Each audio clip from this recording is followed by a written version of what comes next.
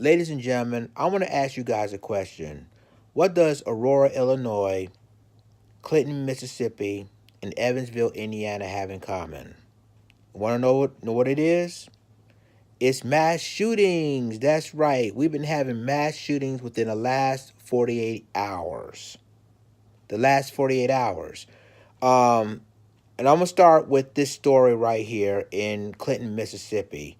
This guy named Nam Lee, he's a shooter of, when he shot and killed his family members, four of them, and he later died in a nearby hospital. And this is a picture of him, the suspect, who was pronounced dead hours later. And this is from WJTV Channel 12. Now I'm going to flip this page here. This is an article from another Mississippi affiliate, which is an ABC affiliate, WAPT, and it says that a suspect dies in the hospital. Coroner identifies four hostages killed in Clinton standoff. And it says a suspect got involved in a 12-hour-long standoff that ended with the deaths of four hostages has died, authorities says. The NBI said Sunday that the suspect was taken to a hospital where he succumbed his injuries. Hinds County Coroner Sharon Grissom Stewart identified the suspect as Nam Lee, 34. NBI is investigating the officer-involved shooting. The Stewart identified the victims as Lang Tha Mai Van, 30, Lee Tha Mi Van, 28, Cho Thai Van, 65, and Fang Mi Lee, who was about 28 years old, and Nam Quang Lee, who was 34. The incident began about 2:30 a.m. when Clinton police received a call about a domestic situation at a house on Fox Hill Lane, authority says. Clinton's city spokesperson, Mark Jones, said the incident escalated to a hostage situation when police responded. When our officers arrived, they received fire from the suspect. The suspect then retreated into his home, and it is with a sadness heart that I report multiple fatalities within the residence, said Clinton Police Chief Ford Heyman. All four of the hostages were shot multiple times, Stewart said. The children, however, were rescued unharmed. In addition to police, a Jackson-Hinds County SWAT team was called to the home, as well as Hinds County Sheriff's Office, the Mississippi Highway Patrol, and the FBI. See, and before I move on to another story, I'm saying it's two additional stories, but we hardly don't talk about Asians doing mass shootings, and that's exactly what happened here. He killed four of his family members, and then he died about hours later at a nearby hospital. And this is a tragedy. This is really, really sad that he killed four of his family members. Now, the last time we have a mass shooter who was Asian was in a Virginia Tech massacre, and you know what happened there. So it's really saddened that that it happened, and it's crazy. But thank goodness that the kids were okay, that the police got the kids out of there. That's one story. So I'm going to go ahead and move on to another story. Now, you heard what happened in Aurora, Illinois. So I'm reading, the intern on his first day was among the victims of the Aurora, Illinois mass shooting. Police have released the name of the victims in the Friday's mass shooting in Aurora, Illinois. 5 people were killed when a man who was being let go from his job opened fire at the Henry Pratt County in the Chicago suburbs. Here's what we know about the people who died in the shooting. Trevor Werner, a student at Northern Illinois University, was a human resources intern from Sheridan, Illinois. Friday was his first day as an intern at the company, according to a statement from the school's president. He was set to graduate in May with a degree in human resources management. Clayton Parks of Elgin, Illinois, was the human resources manager at Henry Pratt. He was also an alumnus of Northern Illinois University. The school statement said he graduated in 2014 from the College of Business. According to a letter to employees from Scott Hall, the CEO of Mueller Water Products, which owned the Henry Pratt Company, Parks joined the company in November 2018. Russell Bayer was a mole operator from Yorkville, Illinois. He had worked for Henry Pratt for more than 20 years and was union chairman. Hall's letter said. Vicente Juarez from Oswego, Illinois, was a stockroom attendant and forklift operator at the company. According to Hall, he joined Henry Pratt in 2006. Josh Picard, also of Oswego, was a plant manager. He joined the company 13 years ago at a facility in Alabama. Hall's letter said he moved to Aurora last spring. Brian Hayes said he was close with Picard's family and told CNN affiliate WBMA that Picard was a very special young man, intelligent, and a vocal Christian. He never said anything bad about anybody, said Hayes. He was always polite. The injured police officers. Another employee and 5 police officers were wounded, according to Aurora Police. Their injuries aren't considered to be life-threatening, and they received treatment at hospital in the Chicago metro area. The wounded officer ranged in age from 24 to 53, according to a news release, and have served in the police department from 4 to 30 years. One officer was released from the hospital Friday, and another was set to be released Saturday, the news release says. A 6th officer who is 23 suffered a minor injury unrelated to gunfire. He served on the Aurora Force for 2 years, and that was yesterday. Now, this what happened about a couple of hours. This is what happened about 2 hours ago, and this is in Evansville, Indiana. It says 5 shot outside of Evansville bar, and I'm going to read this real quick. It says, Evansville, Indiana, 5 people were shot outside of a Center City bar earlier Sunday morning. Evansville police expect all 5 to survive their wounds.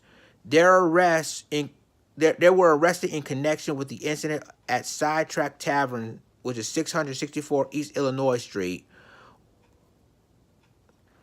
Okay, so one of the men was a victim of the shooting who returned after receiving treatment of his gunshot wound to retrieve his keys from the crime scene.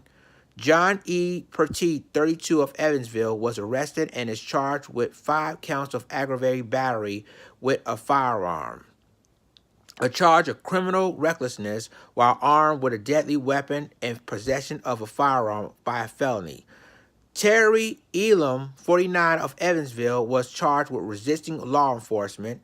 Howard Dudley Phelps, 30 of Evansville, was shot and is also charged with obstruction of justice and public intoxication.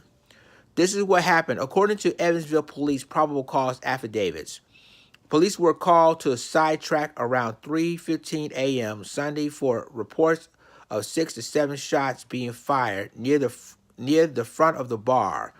One of the arriving officers spotted Petit near a maroon 2002 GMC Envoy stopped in the street facing west. The officer also saw Phelps with blood on him, approaching the back driver's side door where Petit was sitting, and began beating on it.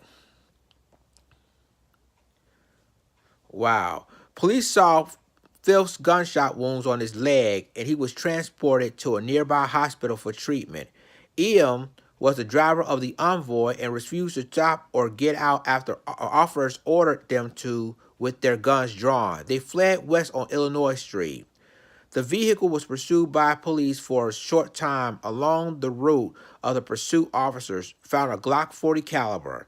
They found 40 caliber shell casings in the street near the front of the sidetrack, along with what appears to be blood.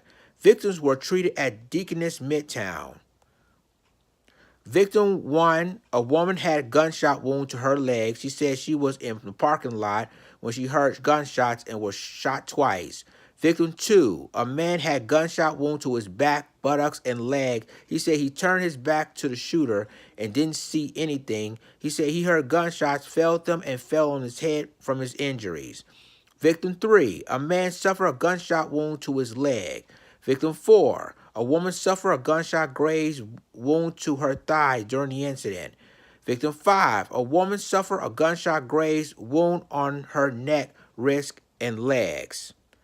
Video surveillance from outside the bar show a man later identified as Petit outside of the Envoy and firing numerous rounds towards a large crowd of people and vehicles. Here goes into the back driver's side before police attempt to stop him. Iliam told police he didn't see or hear the police officer ordering him to stop. He said he was scared, which is why he didn't stop his vehicle for police. Phillips, who was also a victim of a shooting at the same bar on November 25, 2018, was arrested Sunday afternoon after returning to the crime scene after receiving treatment for his gunshot wounds. Police said Phillips told them his keys were inside the crime scene. He was told multiple times by multiple officers that he would not be able to retrieve his keys until the crime scene had been processed and released. Soon after being told not to go, Phillips disregarded the crime scene, tapped surrounding the area, and went towards his keys laying on the ground near a large amount of blood. An officer intercepted him and arrested him. Police said they noticed a strong odor of alcohol coming from him. He admitted to police he was intoxicated. Ladies and gentlemen, you heard all the 3 different incidents in the last 48 hours. You already heard about the Aurora, Illinois incident. You heard about the Clinton, Mississippi incident. Now the Evansville, Indiana incident. The last 48 hours, this is happening. 3 mass shootings in the last 48 hours. Now, I'm going to tell you straight up, the 2 mass shooters at the Evansville, Indiana situation and at the Aurora, Illinois, they both black. They were both black males. And you had one incident that was Asian because he killed 4 of his own family members.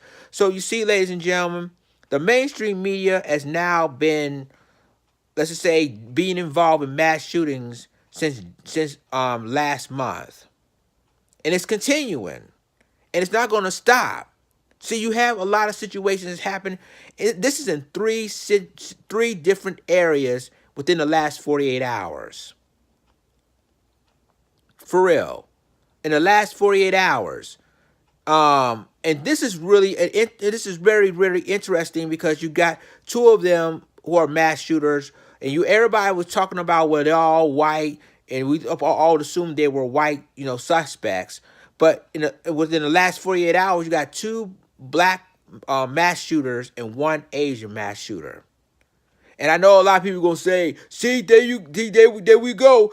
I told you there's a lot of black mass shooters. Let's keep it real. The majority of mass shooting in this country are white. That's no question. But then in the last 48 hours, now you see a lot of black mass shooters is basically, and one is because they just lost his job, and the other because they got into a dispute from other people. But like I said, an Asian person who did his mass shooting in Mississippi killed his own family, and then he died about hours later at the hospital. So what I'm trying to tell you is, guys, is that mass shootings are for real. And, and it's not going to stop. I mean, if again, you seeing a lot of mass shooting, if it don't happen like in the last 2 weeks, it's going to happen in the next 2 weeks. That's how bad this situation is. And I know a lot of people going to say, well, that's it. There you go. There's a lot of white shooters. Well, yeah, there's a lot of white shooters. But then in the last 48 hours, there's black shooters and then Asian shooters too. My point is that mass shooters don't see color. And this proves right then and there that we have a serious problem in America, and that's mass shootings. And I know a lot of people going to say, what about black on black crime and, all of that. But guess what? Black on black crime has been lowered. It's facts. Has been lowered within the last last few years. Black on black crime has been lowered.